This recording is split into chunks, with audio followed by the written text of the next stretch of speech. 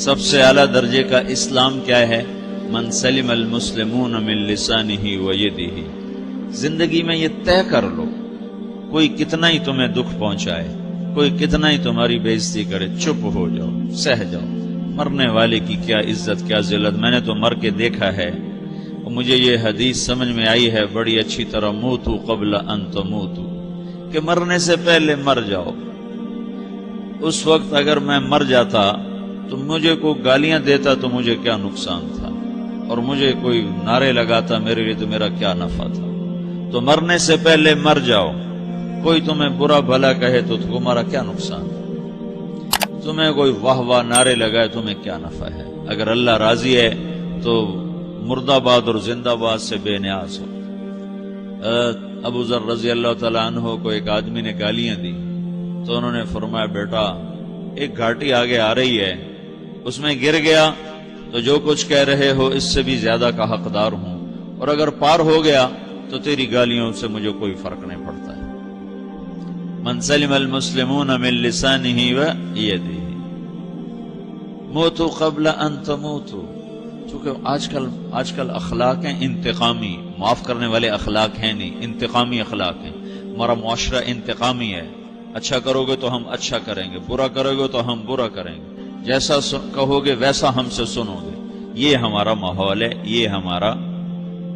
ایک ماں کہہ رہی تھی دوسری ماں کو، میرے پترا کدی کسی نے واسطے سلام نہیں کیتا، بڑے فخر سے کہہ رہی ہے، ہمارے اپنے گاؤں کی بات، میرے پترا کدی نہیں کسی نے واسطے سلام کیتا، مائی جڑا کرے انہوں کریں دیں، جڑا نہ کرے انہوں پوچھ دے ہی کوئی نہیں۔ یہ وہ فخر سے کہہ رہی۔ جو سب سے بڑا عیب ہے وہ سب سے بڑا فخر بنا ہو۔ میرے پترا کدی نہیں کسی نے واسطے سلام کیتا۔ جب ماں باپ نے یہ سبق دیا تو اولاد کا کیا قصور ہے؟ ہمارا معاشرہ انتقامی ہے، ایک کی 10 سنانے کا ماحول ہے، تو آپ 100 کی ایک بھی نہ سناؤ۔ احنف بن قیس رضی اللہ تعالیٰ عنہ پہ ایک آدمی نے چڑھائی کر کہنے لگا، ایک سناؤ گے نا تو 10 سنو گے میری طرف سے۔ تو احنف بن قیس کہنے لگے، بھائی تو مجھے 100 بھی سنائے گا نا تو میری طرف سے ایک بھی تو نہیں سنے گی۔ ایک آدمی ان کی بڑی بےزتی کر رہا تھا اور وہ چل رہے تھے، اور وہ 100 گالیاں بک رہا ہے۔ جب آ گیا نا قریب شہر تو کہنے لگے، دیکھا میرا قبیلہ یہاں رہتا ہے، اگر کسی نے سن لیا نا تو تیری بڑی دھلائی کر دے گا، تو نے جو مجھے گالیاں دینی میں کھڑا ہوں یہیں تو دے لے، تو اپنا سارا زور پورا کر لے تاکہ آگے تجھے کوئی تکلیف نہ پہنچا دے میری وجہ سے۔ تو وہ پاؤں پہ گر کے معافی مانگنے لگا کہ واقعی تو بڑے حلم والا ہے۔ وہ مشہور تھے اپنے حلم میں، بردباری، اور لوگ ان کا امتحان لینے آیا کرتے تھے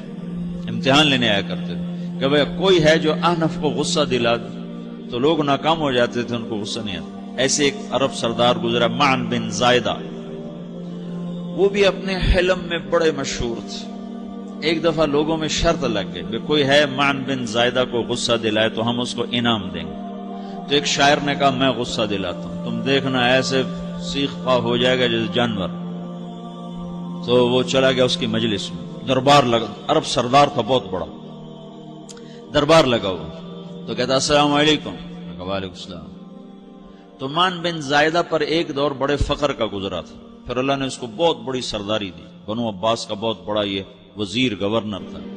تو کہتا اتذکر اذ لحافک جلد شاۃ اذ نعلاک من جلد البعیر، کیوں بھائی تجھے یاد ہے جب تیرا بستر بکری کی کھال تھا اور تیرے جوتے اونٹ کی کھال کے تھے؟ تو کہنے لگا کیوں نہیں یاد، بھلا کوئی ماضی بھی بھولتا ہے؟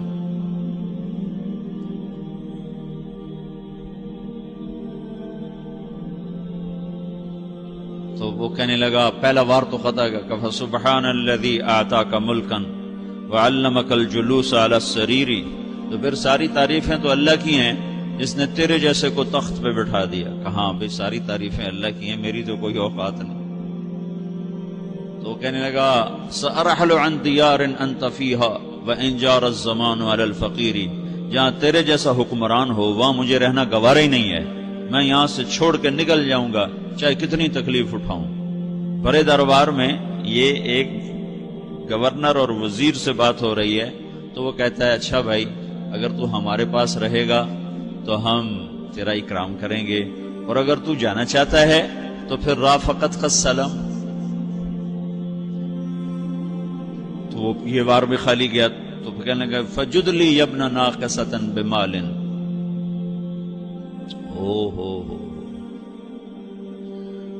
او گندی ماں کے بیٹے مجھے کچھ عطا بھی کر، میں بغیر پیسے کے سفر کیسے کروں گا؟ عرب کو کسی کو بھی ماں کی گالی دے دینا اور پھر عرب سردار ہو۔ فجد لی یبن ناقصۃ بمال،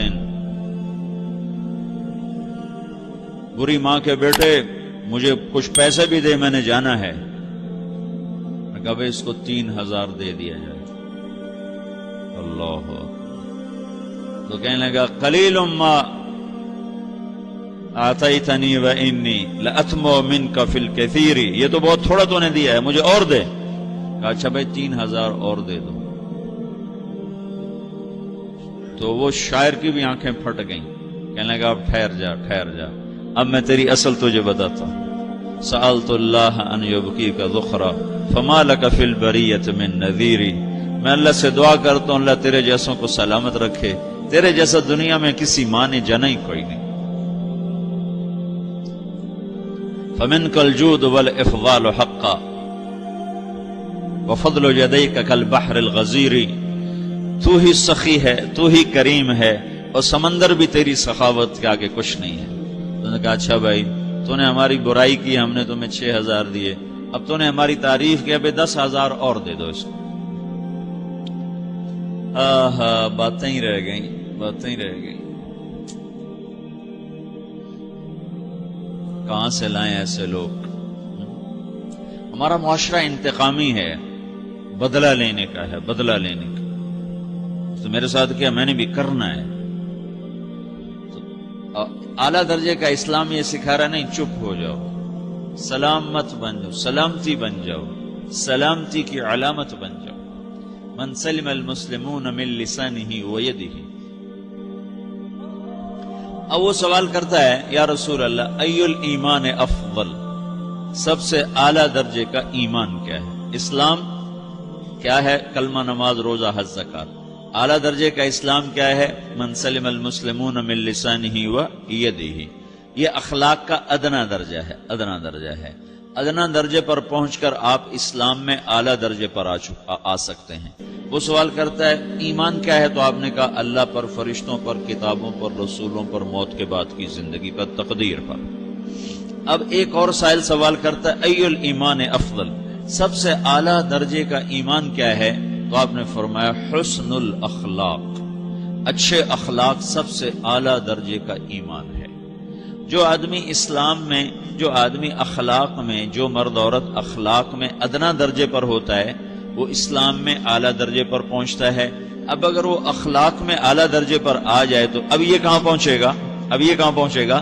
میرا نبی کہہ رہا ہے سب سے اعلیٰ درجے کا ایمان ہے حسن اخلاق، حسن اخلاق۔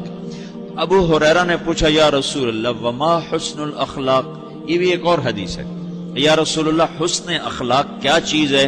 تو آپ نے 3 چیزیں فرمائی، تصل من قطعک وتعطی من حرمک وتعفو عمن ظلمک، جو تم سے توڑے نہ تم اس سے جوڑو، نہیں کرتا سلام نہ کریں، کوئی ہم چھوٹے باپ کے ہیں، ہم تو کبھی بھی نہ کریں، ہم تو کبھی بھی نہ منہ تھوکیں بھی نہیں ہم تو میرا نبی کہہ رہا ہے جو توڑے تم اس سے جوڑو،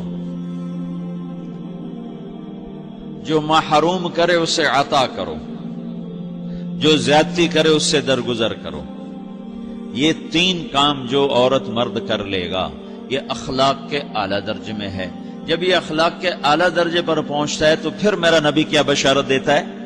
ادنا درجے پر پہنچ کر تو اعلیٰ مسلمان کی بشارت ہے، اور اخلاق میں اعلیٰ درجے پر پہنچ کر میرا نبی کہتا ہے کاد الحلیم ان یکون نبیا، اعلیٰ اخلاق والا بس نبی بنتے بنتے رہ جاتا ہے۔